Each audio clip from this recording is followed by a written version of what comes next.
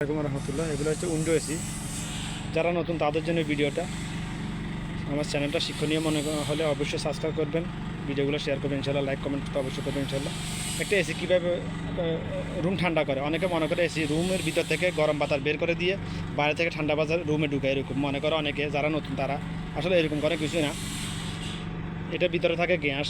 গ্যাসটা যখন হাই প্রেশারের কম্প্রেসার থেকে বের হয়, এটা প্রচুর গরম থাকে, তখন এই কন্ডেন্সারের ভিতর দিয়ে সার্কুলেশন হয় এবং ফ্যানের সাহায্যে বাতাস ফ্লো করা হয়, আস্তে আস্তে ঠান্ডা হয় এই কন্ডেন্সারের ভিতরে আসে। এই কন্ডেন্সারের ভিতরে যখন গ্যাসটা আসে তখন প্রচুর ঠান্ডা হয়ে যায়, গ্যাসটা ঠান্ডা অবস্থা থাকে। এখন এই কন্ডেন্সারের ভিতর দিয়ে যখন রুমের বাতাসটা ভিতর দিয়ে ঢুকে আবার সার্কুলেশন হয়ে এখান দিয়ে আসবে, অর্থাৎ এই কন্ডেন্সারের ভিতর দিয়ে রুমের বাতাস ঢুকবে, এটা রুমের টেম্পারেচার থেকে অনেক বেশি ঠান্ডা হয়ে যাবে এবং এটা রুমকে আস্তে আস্তে ঠান্ডা করবে। এই কম্প্রেসার কাজ করে এইভাবেই। ওকে, এখন এই কন্ডেন্সারটা যদি আপনি যদি পানি দিয়ে যদি ঠান্ডা করতে পারেন, পানি সার্কুলেশন করে, তাতেও রুম ঠান্ডা করবে। ওটা রিসার্চ চলতেছে আমার, ইনশাল্লাহ এটা যদি সাকসেস হয়ে যায় শেয়ার করবো আমি।